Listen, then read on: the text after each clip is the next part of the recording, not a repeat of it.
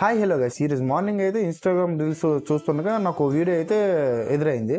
అదేంటంటే ఒక డాక్టర్కి అండ్ పేషెంట్స్కి మధ్యన జరిగిన చిన్న సంభాషణ.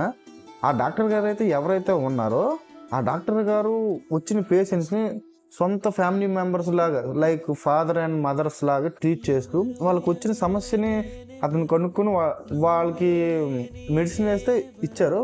బట్ వాళ్ళు ఎవరు కూడా పర్టికులర్గా అవి పాటించకపోవడం వల్ల వాళ్ళకి వచ్చిన ఏదైతే ఇలాంటి వ్యాధులు అయితే ఉన్నాయో పెరిగిపోవడం వల్ల డాక్టర్, మీరు నేను చెప్పింది ఎవరూ చేయట్లేదు, మీకు దండం పెడతాను, మీరు నా సొంత మనుషుల్లాగా నా ఫ్యామిలీ మెంబర్స్ అని చెప్పి మరి దండం పెట్టి మరి ఏడుస్తున్నారు.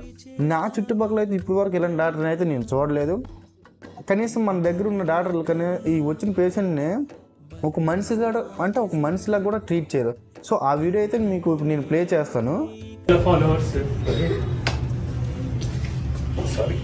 ఎందుకంటే నాకు నా వాళ్ళు బయట తేడా లేదు. నీకు అర్థం కాదు. ఎవరైనా నన్ను నిజంగా ప్రేమిస్తే, నన్ను నా మాట మీద విలువ ఉంటే, అదేమంటేరా రేపటి నుంచి రిఫైన్డ్ ఆయిల్ బంద్ పెట్టండి. ఫస్ట్ రిఫైన్డ్ నూనె వాడద్దు మీరు ఎవరు కూడా.